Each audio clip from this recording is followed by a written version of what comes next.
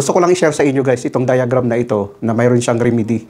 Kung sakali masira ang ating stop-start, mayroon pa siyang isang push button na magagamit. Itong diagram na ito guys ay combination nito. Mayroon siyang stop-start gamit ang dalawang push button. Tapos mayroon din siyang stop-start na isang push button lang. Para lubos yung maunawaan guys, pag-aralan natin yung diagram. Ito na yung selector switch natin guys. Ito na siya no. Double throw, single pole. Kung makikita natin no. Gaganon siya.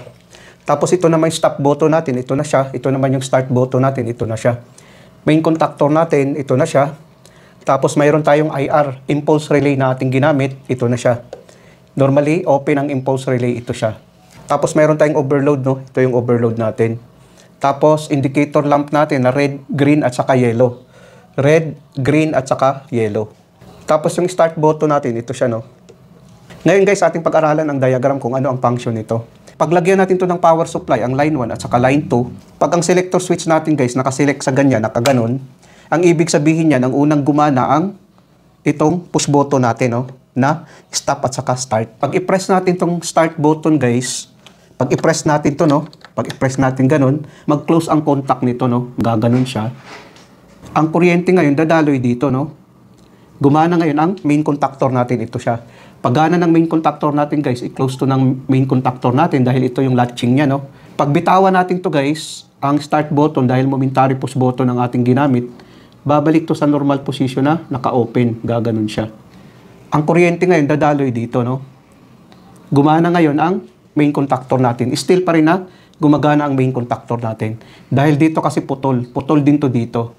Ganon siya guys. Ngayon, pag i-stop natin to dito, gaganon siya. Ang kuryente ngayon hanggang dito na lang, no? Mamamatay ngayon ang main contactor natin. Pagpatay ng main contactor natin, guys, mag-open ito. Ngayon, pag bitawan natin to guys, babalik to sa normal position na naka-close. Tapos dito naman sa ilaw, guys, kung makikita natin, paglagyan natin to ng power supply, ang line 1 at saka line 2, ang unang gumana, guys, ang red lamp, itong red lamp natin, no? Ngayon, pag gumana ang main contactor natin, mag-close ito, mag-open naman ito, gagana naman ang green.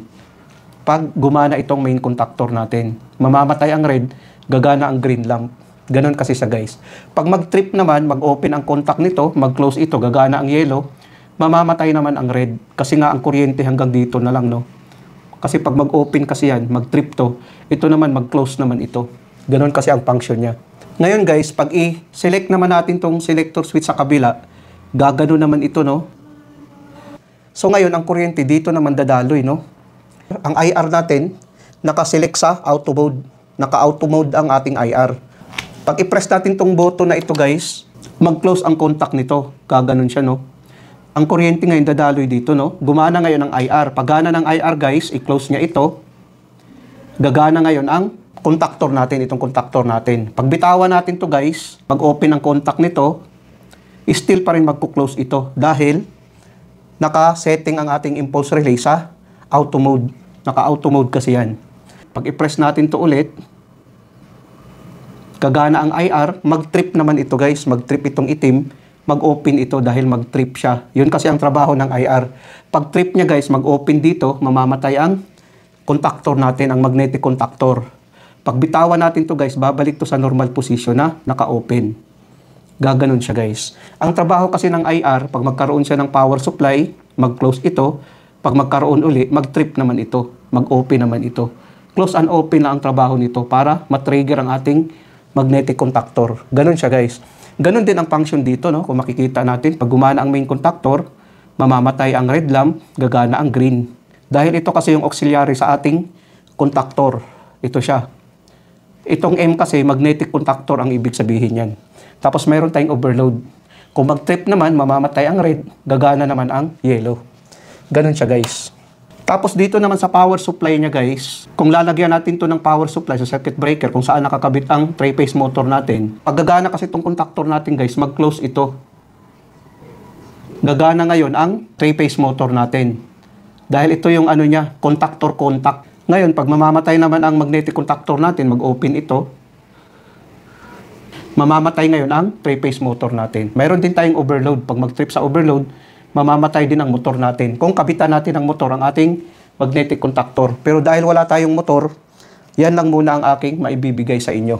Dito kasi ang kinakabit guys ang sa motor natin. Dito yung power source niya na 3-phase power supply. Tapos ang motor natin nakakabit dito sa overload natin. Dito na papunta sa motor natin.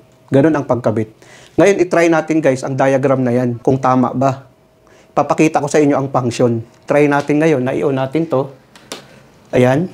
Tapos i-select natin tong selector switch dito. Unang gumana ang stop indicator lamp guys.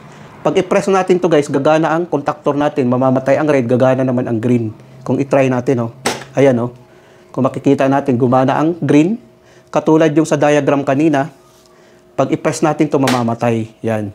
Ito naman, hindi naman gagana ito. Hindi gagana ito. Try natin ulit. Ayan, gumana siya. Pag i-press natin, mamamatay. Pag i-press natin to, gagana. Pag mag-trip naman guys, pag i-trip natin to, kung makikita natin, oh, mamamatay ang green lamp, gagana ang yellow lamp para sa trip. Kung makikita natin, oh, ayan, oh. Namatay ang ating contactor, gumana ang ating yellow lamp. Kung makikita natin. Nireset natin guys, gumana ngayon ang stop. Ganun siya guys, no, kung makikita natin. Ngayon, pag pihitin naman natin itong selector switch sa kabila, ito, hindi na ito gagana. Kung makikita natin, no, hindi na sa gagana. Ang gagana ngayon, ito naman. Ito yung stop at saka start natin. Gagana ngayon ang ating impulse relay. I-try natin. Ayan, oh. Gumana ngayon ang ating contactor. Pag i-press natin guys, mamamatay. Ito ay solution o remedy ito guys. Kung sakaling masira itong push button na ito, pwede natin magamit ito. Kung masira naman ito, pwede rin natin magamit ito. Ganun kasi siya kung makikita natin, oh. Ito siya guys, single push button lang sa stop start natin. Ang ginamit natin dito na push button ay momentary push button. Ayan, oh. Kung makikita natin. Ayan siya. Tapos off. Pag i-press natin guys, pag mag-trip, mamamatay din. I-try natin. Ayan, oh. Namamatay din ang ating contactor. Pag bitawan natin to, babalik siya ngayon kasi nag-close ang contact niya. Dapat patayin natin dito. Kung makikita natin, oh, bumalik. Patayin natin dito. Pag pihitin naman natin dito sa kabila, ito naman ang gagana.